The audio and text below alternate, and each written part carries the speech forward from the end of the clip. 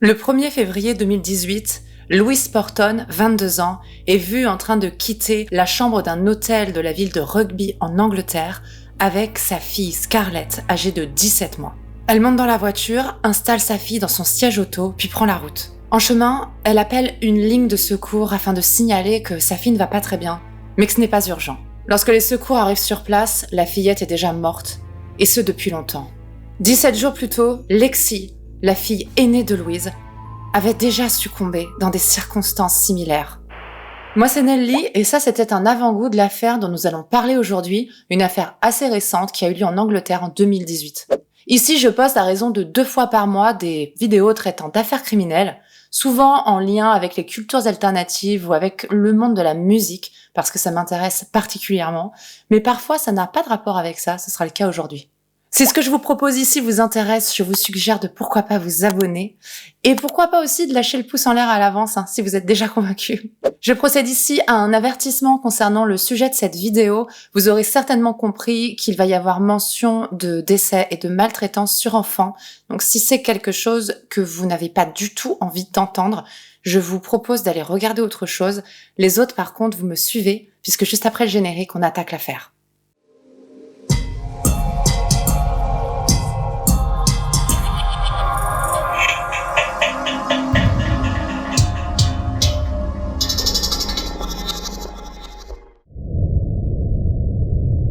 Il y a une question qu'on se pose souvent lorsqu'on est face à des actes criminels particulièrement atroces. C'est de savoir si le criminel est né avec une prédisposition au crime ou si son parcours seul peut expliquer le passage à l'acte. Dans l'affaire d'aujourd'hui, l'auteur du crime a une particularité. Dès le plus jeune âge, elle a manifesté des comportements inquiétants, similaires à ceux qui provoqueront les passages à l'acte une fois adulte. Dans son cas, il est très tentant de penser qu'elle est venue au monde en portant déjà en elle tous les éléments déclencheurs du drame. Louise Porton est née en 1996 près de Rugby, une grande ville de 60 000 habitants qui se situe à environ une 50aine de kilomètres à l'est d'une des villes principales d'Angleterre, Birmingham. C'est d'ailleurs là-bas qu'a été inventé le sport du même nom lorsqu'un jour, un joueur de football a déplacé la balle derrière la ligne de but en la portant avec les mains. C'est devenu le rugby. Ça, c'était pour l'anecdote légère, il n'y en aura pas d'autres durant la vidéo. Louise a un frère et une sœur et elle grandit au sein d'une famille nombreuse et très unie. Mais Louise détonne un peu au milieu de tous ces gens qui semblent beaucoup apprécier passer du temps ensemble parce qu'il semble que ce n'est pas son cas. Et ce, dès le plus jeune âge. Louise s'est toujours comportée comme une étrangère parmi les siens, et lorsqu'il y avait des réunions familiales, elle se contentait de s'asseoir et de fixer les gens avec un air hostile. Et malheureusement, elle ne se contentait pas toujours d'uniquement les menacer avec les yeux. Une de ses cousines raconte que lorsqu'un enfant plus jeune qu'elle s'approchait d'elle, venait s'asseoir à côté d'elle, ou juste simplement passait devant elle, Louise lui disait de dégager ou bien elle lui cassait la gueule. Louise serait d'ailleurs passée à l'acte en de nombreuses occasions, attaquant et frappant les plus jeunes qu'elle. Elle développe de manière très précoce des aptitudes à la manipulation, faisant tout son possible pour ne pas se faire prendre et niant farouchement lorsque finalement elle était confrontée à ses actes. Sa capacité à faire le mal en douce se manifestera également lors des visites dominicales chez sa grand-mère, qu'elle va se mettre à voler de manière très régulière à partir de ses 11 ans. Encore une fois, Louise s'en prend à quelqu'un de plus faible qu'elle, ça semble être assez récurrent chez elle. Lorsque Louise finit par se faire prendre en train de voler sa grand-mère, elle ne s'excuse même pas. Comme si elle se moquait totalement de la manière dont pouvaient la percevoir les membres de sa propre famille. Elle ne cherche même pas à faire bonne figure en présentant des excuses, qu'elles soient sincères ou pas. Vous aurez compris qu'avant même son adolescence, âge où, en général, des comportements inquiétants peuvent se manifester, et bien là, avant même l'adolescence, Louise Porton commence à présenter des attitudes antisociales très alarmantes. Sa mère Sharon Porton est la seule à rapporter des éléments positifs sur la petite fille, la présentant comme gentille et heureuse. Mais ses souvenirs sont à prendre avec des pincettes dans la mesure où Sharon Porton est partie avec un homme alors que Louise avait 11 ans, la laissant avec son frère et sa sœur au bon soin de son père. Il est tout à fait probable qu'elle s'en soit un peu voulu d'avoir abandonné son foyer et qu'elle ait préféré garder le souvenir d'une enfant heureuse afin de ne pas avoir à endosser la responsabilité pour des défauts de comportement de sa fille, qui auraient découlé de cet abandon. C'était plus facile pour elle de garder l'image d'une petite fille heureuse comme ça, elle n'a rien à se reprocher, elle peut se dire qu'avoir quitté le foyer n'a pas eu de conséquences sur sa fille. Et peut-être aussi qu'en tant que mère un peu délaissante, elle ne se sentait pas très concernée. Louise Porton est une adolescente froide et calculatrice, capable de violence, et qui s'intéresse à sa famille uniquement lorsqu'elle peut en tirer quelque chose, lorsqu'elle peut la voler par exemple. Son intérêt précoce pour l'argent sera vite accompagné par une autre obsession, séduire les hommes de manière effrénée et sans attache. Dès le début de son adolescence, elle manifestera un goût tout particulier pour les relations sans lendemain, et elle couchera avec tous les hommes qui lui manifesteront le moindre intérêt. Certains expliqueront ce comportement par le fait qu'elle ait été abandonnée enfant par sa mère, et qu'elle ait donc eu un vide à combler, qu'elle cherchait au travers du regard des hommes la validation qu'elle n'avait pas eue de sa mère. Les hommes avec qui elle couche semblant être les seuls capables de la rassurer sur sa propre valeur. On est également en droit de penser que sa boulimie de sexe n'a de rapport avec aucun traumatisme particulier et qu'elle aimait tout simplement ça. Louise Porton fait du sexe une partie centrale de sa vie de jeune adulte et pas seulement pour combler de supposées failles narcissiques. Rapidement, elle commence à se faire payer en échange du sexe, conciliant ainsi deux des aspects centraux de sa vie, son attrait pour l'argent ainsi que celui pour les relations éphémères avec des hommes. Sur Facebook, où elle est très active, elle se vante des sommes engrangées grâce à cette activité. En faisant cela, elle s'imagine convaincre les gens qui pourraient la juger du fait qu'elle est en réalité maîtresse de la situation et que c'est elle qui se sert des hommes et pas l'inverse. L'insensibilité et l'égoïsme de Louise Porton ont atteint leur paroxysme lorsqu'elle a commencé à trouver du plaisir mais également de l'argent dans sa vie sexuelle. Louise s'éloigne drastiquement de sa famille qui finira même elle-même par la rejeter, suite à ce qu'elle ait refusé de rendre visite à sa grand-mère malade, la même qu'elle volait, et surtout à ce qu'elle ne se soit même pas présentée à son enterrement. Louise ne s'est jamais vraiment intéressée à sa famille, encore moins maintenant qu'elle a trouvé des intérêts tout autres. Et sa grand-mère avait pourtant été très présente et très gentille avec elle, en tout cas jusqu'à ce qu'elle apprenne qu'elle la volait. C'est donc assez compliqué de comprendre pourquoi elle n'a même pas pris la peine de se déplacer pour la voir ou au moins de se déplacer pour son enterrement. Il sera rapporté par une de ses cousines qu'après avoir appris que Louise la volait, la grand-mère en question s'était confiée sur le fait qu'elle avait toujours senti qu'il y avait un truc qui clochait chez Louise. Qu'elle avait toujours senti que ce n'était pas une bonne personne et en avait eu la confirmation lorsqu'elle a vu qu'elle la volait. Peut-être que Louise savait cela et qu'elle n'avait donc pas envie d'avoir encore des relations avec cette femme qui l'avait percée à jour. Louise ayant de très nombreuses relations avec des amants de passage, l'inévitable finit par arriver, elle tombe enceinte. Elle accouche en 2015 alors qu'elle a 18 ans de la petite Lexi, qu'elle a eue avec un certain Chris Draper. Et celui-ci était certainement plus qu'un simple client ou amant de passage puisqu'elle aura un second enfant avec lui, la petite Scarlett, qui naîtra en 2016. À cette époque, Louise vit seule dans un petit logement social de la ville de Rugby, sur Skiddaw, dans le quartier de Bronsover. Elle y élève seule ses deux filles, Lexi, qui a presque 1 an, et Scarlett, qui est encore un nouveau-né. En effet, elle a écarté Chris Draper, le père, de sa vie ainsi que de celle de ses filles. Il n'a même jamais rencontré Scarlett, la petite dernière. Louise veut tellement couper Chris Draper de sa vie qu'elle ira jusqu'à donner à Scarlett le nom de famille d'un autre de ses amants, Vaughan, dans le but de faire croire à Chris qu'il n'est pas le père. Afin de compliquer encore plus l'accès de Chris à ses filles, Louise déménage en août 2016 à Willenhall, près de Walsall, dans la grande banlieue au nord-ouest de Birmingham. Là-bas, elle occupe un tout petit logement social, composé d'une seule et même pièce, en fait c'est une chambre aménagée. Et c'est la propriétaire de l'appartement qui va se retrouver à s'occuper de ses deux petites filles la plupart du temps. Elle rapportera que Louise faisait tout ce qui était possible pour ne pas avoir à s'occuper d'elle. Car en effet, la jeune femme de 20 ans a une vie sociale extrêmement bien remplie et des centres d'intérêt assez peu compatibles avec l'éducation de 2 enfants en bas âge. Elle sort dans des bars, va faire la fête en boîte de nuit, boit beaucoup et honore ses nombreux rendez-vous avec des clients ou des amants de passage. Et les rares fois où elle s'occupe de ses filles, Louise est très vite frustrée et énervée par elles et se met à leur crier dessus, à les insulter. En plus de ça, elle est très souvent alcoolisée, ce qui ne la rend absolument pas apte à s'occuper d'enfants. Elle parvient malgré tout, et ce probablement grâce à ses capacités en manipulation, à maintenir une façade donnant l'image d'une mère aimante. Et personne ne s'inquiète pour Lexi et Scarlett. Louise se décrit sur les réseaux sociaux comme un mannequin occasionnel. En réalité, elle se prostitue. Elle est très active sur Internet, possédant un compte sur presque tous les sites de rencontres existants. Sur Purple Po, par exemple, elle se présente sous le pseudo Lollipop et se spécialise dans le cosplay érotique. Elle propose des photos nues, personnalisées à la demande du client, ainsi que des rencontres, afin de fournir du sexe tarifé. Et ces activités de prostitution seront, vous l'aurez compris, encore plus importantes à ses yeux que ses propres enfants.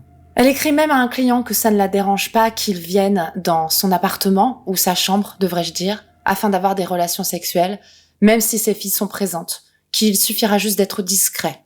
Dans beaucoup de cas de maltraitance d'enfants, on peut constater que le parent est totalement isolé et que les maltraitances ont lieu derrière des portes closes, que personne ne pouvait intervenir. Là, ce n'est absolument pas le cas. Déjà, Louise était suivie par les services sociaux qui lui fournissaient des logements, mais elle pouvait également compter sur sa sœur et sur sa propriétaire qui gardait souvent ses enfants. Là, j'essaye pas de sous-entendre que ces femmes-là auraient dû intervenir et qu'elles doivent s'en vouloir. Moi, j'imagine plutôt que Louise Porton était vraiment une très grande dissimulatrice et que même en ayant ces gens-là autour d'elle, qui se souciaient d'elle, qui l'aidaient, il était possible pour elle de maltraiter ses filles sans que ces femmes le voient. Tout simplement parce qu'elle donnait le change. Elle donnait vraiment l'image d'une mère qui se démenait pour tant bien que mal s'occuper de ses filles. En novembre 2017, Louise et ses filles déménagent à nouveau. Cette fois-ci, elles retournent dans la ville de Rugby, dans le centre-ville, sur Beechwood Court, où elles occupent à nouveau un petit logement social. Le 2 janvier 2018, Louise Porton appelle les secours, expliquant que son aînée Lexi rencontre des problèmes respiratoires. On lui dit qu'une ambulance est en chemin, elle raccroche, mais très rapidement, elle rappelle pour annuler l'ambulance. Elle dit que c'est bon, elle peut se rendre elle-même à l'hôpital. En voiture avec ses filles, l'une d'elles en détresse respiratoire, vous l'aurez compris, Louise échange des messages avec un client potentiel, parlant d'une passe, ainsi que de photos pornographiques qu'elle compte faire pour lui. À l'hôpital, Lexi, 1 an, est examinée et les médecins n'arrivent pas à expliquer ce qui lui est arrivé. Ces symptômes semblent découler d'une obstruction des voies respiratoires, mais les médecins mettent ça sur le compte d'une infection pulmonaire. Ils lui prescrivent donc des antibiotiques et Louise peut rentrer chez elle avec ses filles. 2 jours plus tard, le 4 janvier, Louise Porton appelle de nouveau les secours au sujet de Lexi. Lorsqu'ils arrivent chez elle, cette fois, l'état de la petite est critique. Elle est allongée sur le dos au sol, inconsciente. Louise, elle, semble très énervée, mais elle ne crie pas, ne pleure pas. Les médecins urgentistes finissent par réussir à réanimer la fillette, qui serait morte sans leur intervention, et ils l'emmènent à l'hôpital. Sur place, les médecins sont à nouveau incapables de déterminer ce dont souffre la petite. Pendant que sa fille est examinée, Louise se rend un moment aux toilettes afin de pleurer. Non, en fait pas du tout. Elle se rend aux toilettes afin d'y prendre des selfies seins nus qu'elle enverra à un client. Elle contacte également un photographe avec lequel elle a une séance de photographie pornographique de prévue pour lui expliquer que lors de la session photo, ils pourront tout à fait avoir des rapports sexuels du moment qu'il verse le bon montant sur son compte bancaire.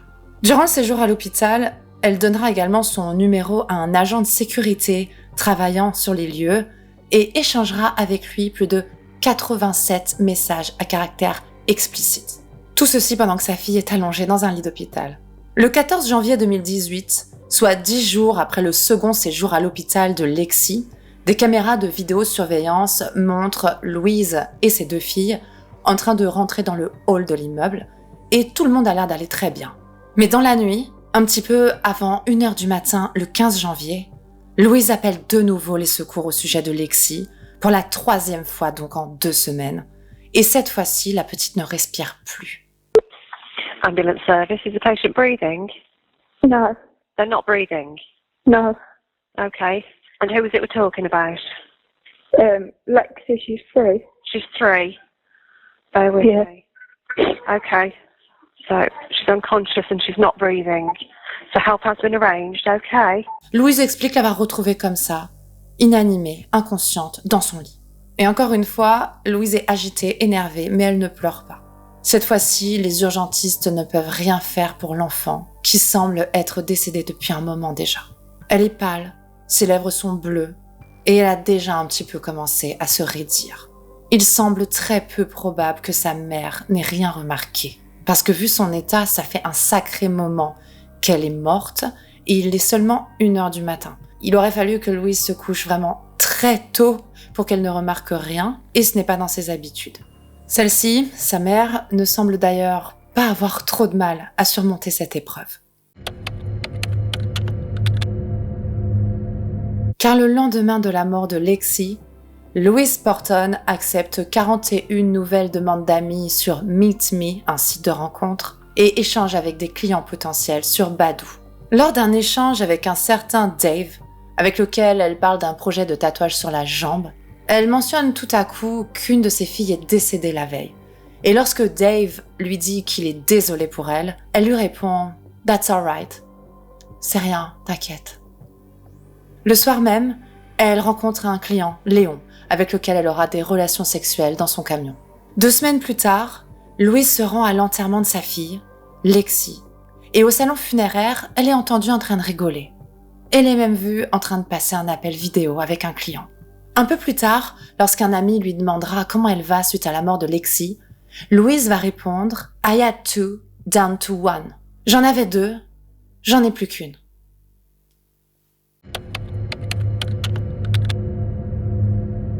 À la fin du mois de janvier de l'année 2018, Louise Porton fait un séjour dans un hôtel avec Scarlett.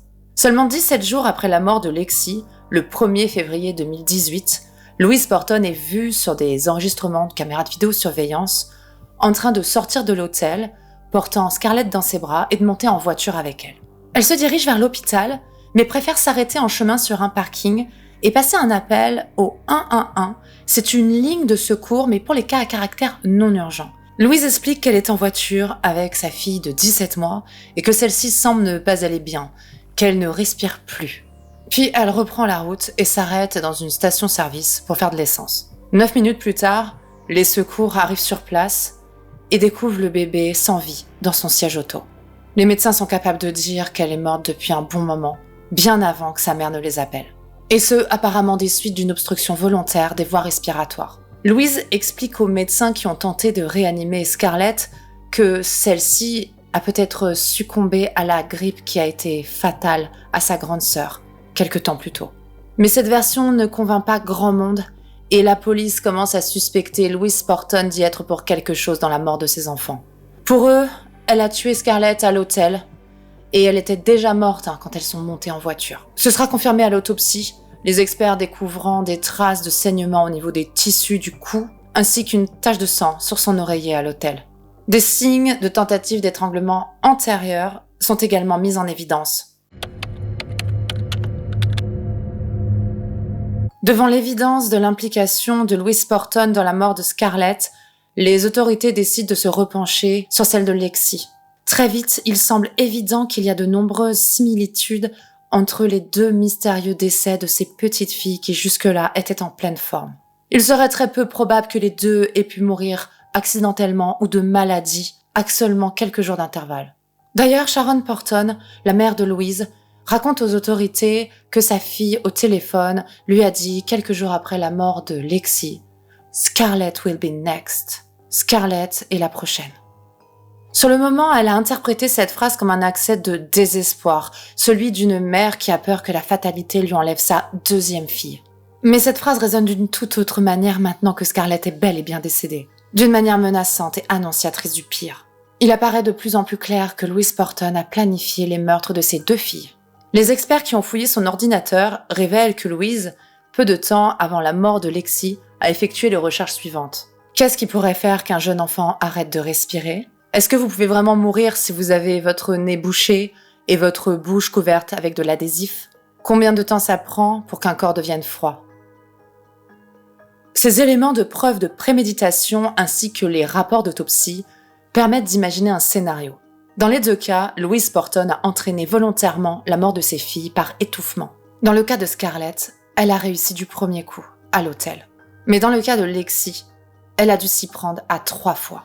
Car les 2 premières fois, les secours ont fait un travail remarquable et ont pu sauver l'enfant. Et ça contrecarrait les plans de Louise Porton.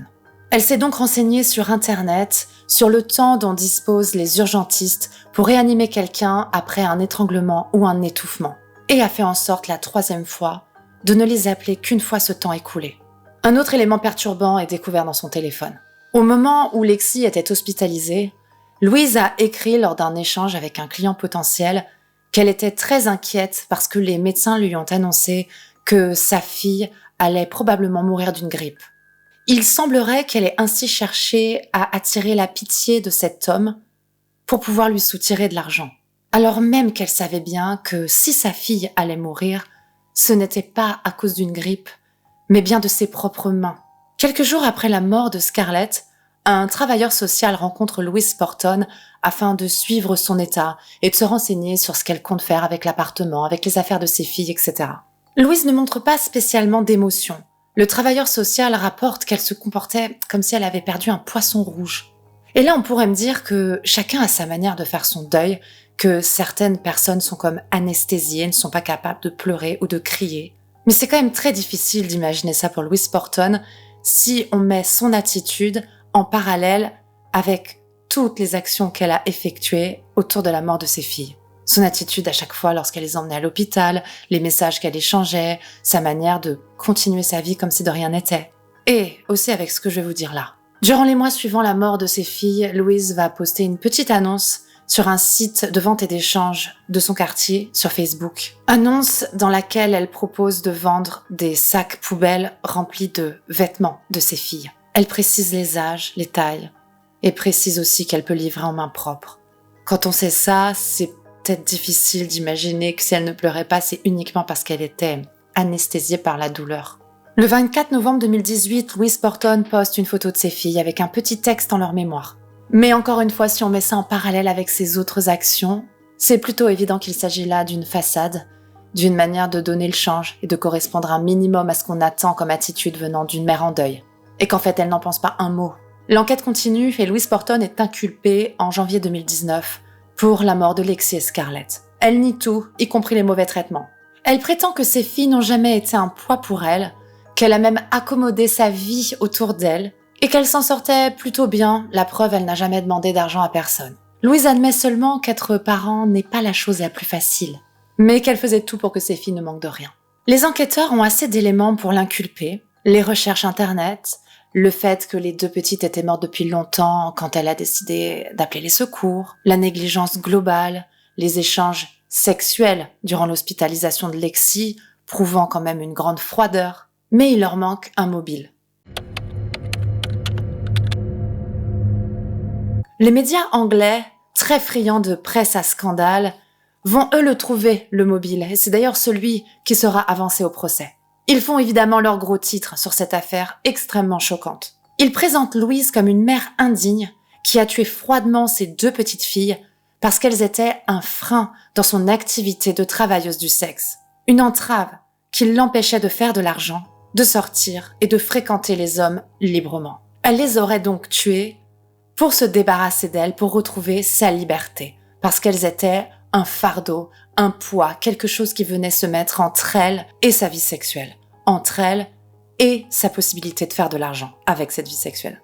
Le 26 janvier 2019, Louise Porton choisit de plaider non coupable du meurtre de ses filles devant la cour. Le procès débute en juin 2019 à Birmingham. La sœur de Louise, Karen Porton, témoigne à la barre du fait que Louise donnait l'apparence d'une mère qui s'occupait bien de ses enfants.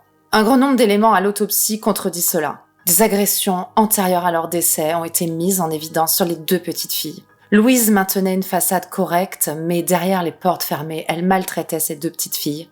Et elle avait déjà tenté de les tuer à plusieurs reprises, avant de réussir. D'ailleurs, Karen précise qu'en effet, Louise lui avait déjà laissé ses filles afin d'aller avoir des relations sexuelles à l'extérieur avec des hommes.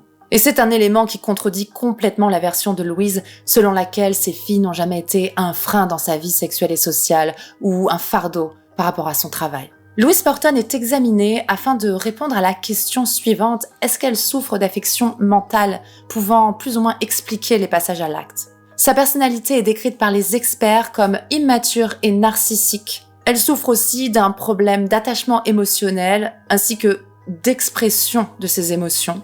Malgré tout ça, aucune maladie mentale n'est mise en évidence. Durant le procès, Louise Porton garde la tête baissée, souvent la tête dans les mains et regarde le sol, et elle n'exprime rien, ni remords, ni excuses.